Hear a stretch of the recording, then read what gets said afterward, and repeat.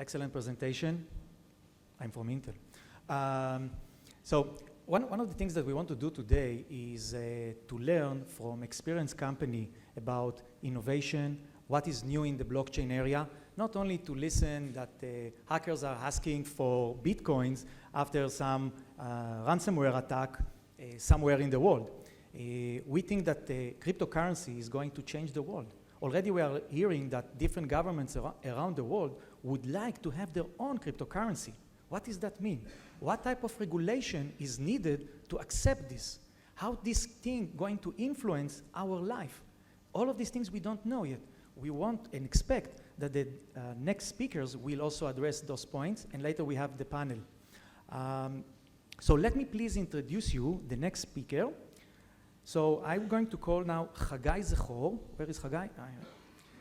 So Hagai Zahor is the Innovation and Strategy Consulting at Deloitte at Israel. He is responsible for the cooperation with the academia and innovation practice at Deloitte. So Hagai, come.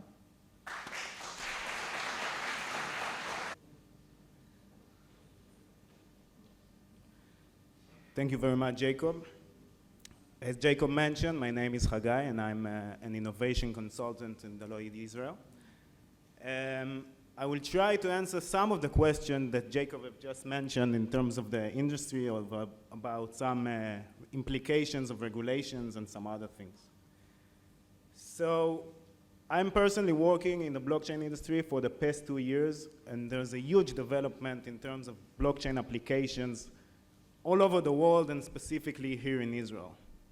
As a matter of fact, 2 years ago, we stood at a small hall in Google with around 100 people that came to see what is this blockchain.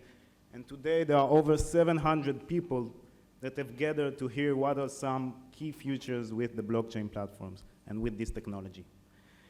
So Deloitte had conducted a survey that concluded more than 300 managers and CEOs in the industry and had some interesting results and interesting answers for organizations who are considering implementation of blockchain into their core system. Actually, when we look at blockchain from consultancy point of view, from Deloitte point of view, there are 6 or even 7 domains which organizations need to focus on and answer some of these questions on these domains. Of course, there are some consortium questions that organizations need to answer. There is talent questions. There's a lot of demand for talents today in the blockchain domains. There are also some technological questions. Which platform is better for which use case? Of course, there are cybersecurity implications that Rick have just mentioned. Blockchain holds opportunities for cyber attack, but also opportunities for cybersecurity. Operational consideration, compliance consideration, and at the end of the day, each organization would like the blockchain to have good business impact on his organization. So I'm going to cover 3 of those domains today, and I would like to start with the talent. So at the survey that we've conducted, 49% out of the CEO have declared that they're going to recruit blockchain specialists in the near future. It's more than 150 companies that has their annual revenue are higher than $500 million. Today, there are around 5,000 or even 6,000 blockchain developers. And blockchain specialists, there is no phrase for what is blockchain specialist. It varies from 2 days of designated training on C++ and Python, but there is also a cryptography degree today in Cyprus, which is 3 years of cryptocurrency studies. In Israel, there's a lot of potential for blockchain talent. We've published a report, Deloitte Israel, 1.5 years ago that examining the blockchain industry in Israel. And we've gathered and we've found out that because of the security industry and because of the army, there's a lot of cryptographers in the industry that with a designated training can solve some of the cryptocurrency issue for the blockchain technology. What about operational consideration? So in the survey, we find out that 40% of the organization would like to embed blockchain platform into the core system in the next year or two. Of course, it will start from POC, but at the end of the day, it's going to replace some of the existing platform in the organizations. There are major questions that an organization should ask itself. I mean, if it's for consortium or if it's for single organization, who is going to manage the blockchain platform? Is it the organization itself, or is it a third party that is going to maintain the system and to provide services to all the different layers? Of course, there's the blockchain platform, but there are also the application level, the development level, the APIs. Is it a third party who's going to maintain this mechanism? And what about business impact? So of course, there are plenty of good use cases for blockchain. We all heard about peer-to-peer payments, digital voting, smart identity, trade finance, but there are also use cases which are not applicable for blockchain. Although many people are saying that blockchain is suitable for solve world hunger or so, but at the end of the day, blockchain is a database that can solve few problems, but not all of them. We need to remember it. Of course, there are accounting and tax implications.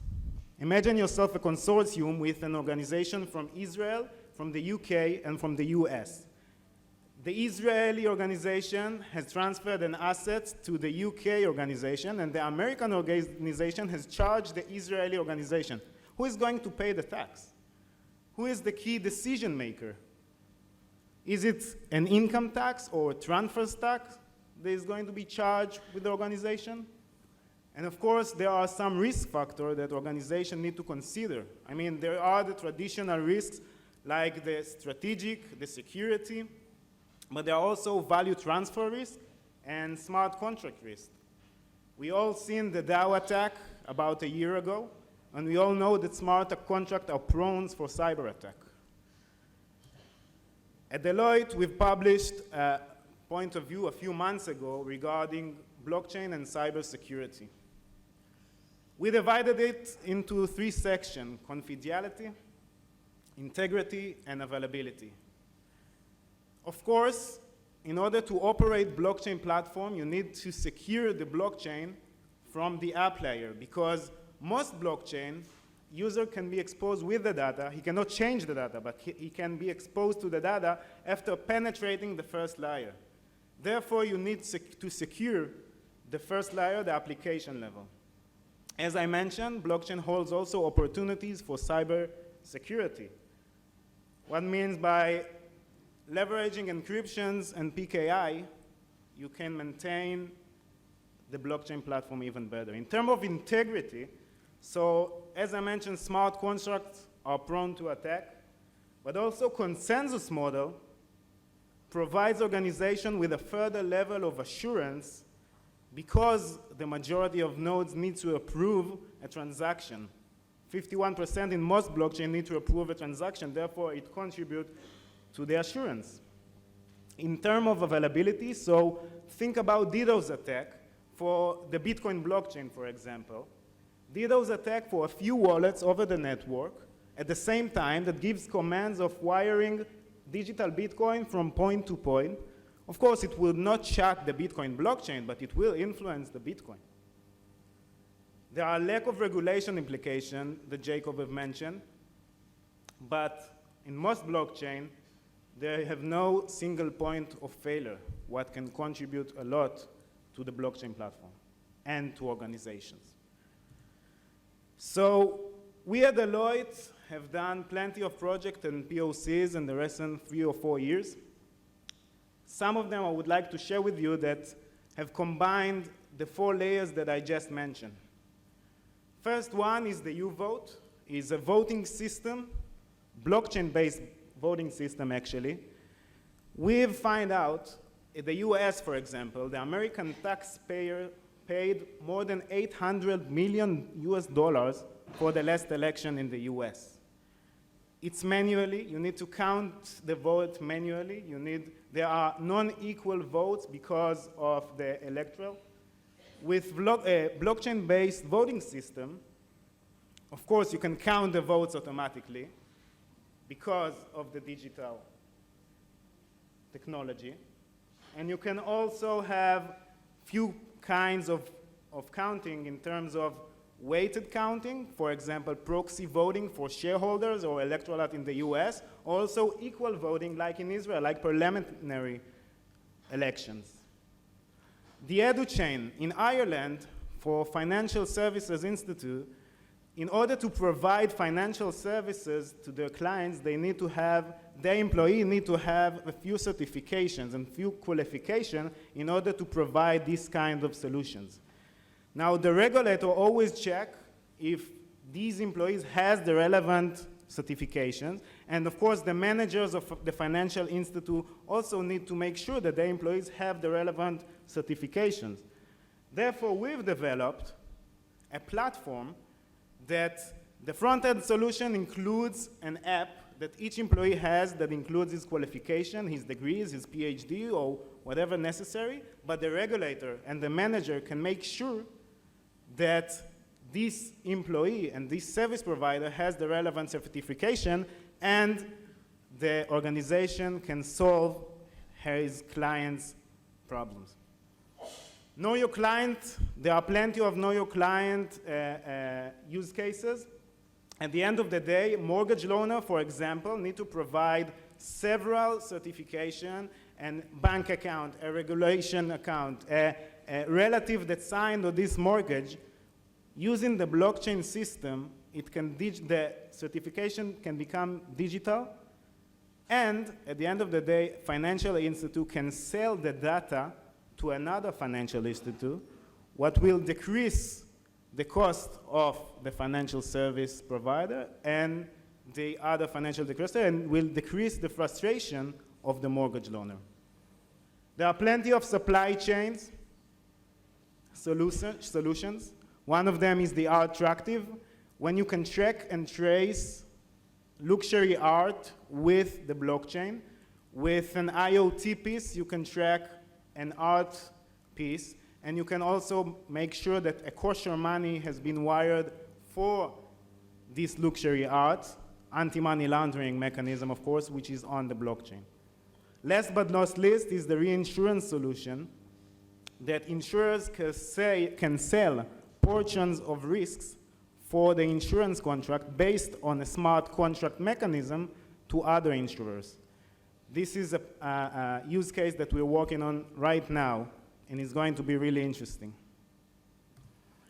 So if it's not enough, and as Rick had mentioned, we are now working on reports, Deloitte and Intel, that's going to spread some light on when is blockchain the right answer. I mean, as I mentioned, there are use cases which are really, really good for blockchain, but there are also use cases which are not applicable for blockchain. How to get started?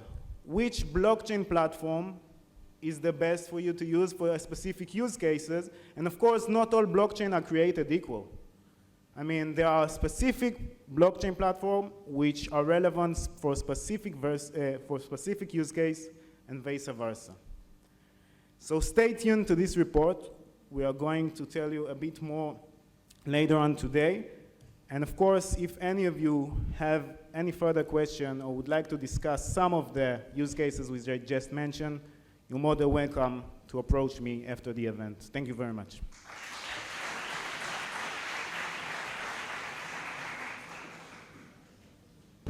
Thank you very much, Hagai.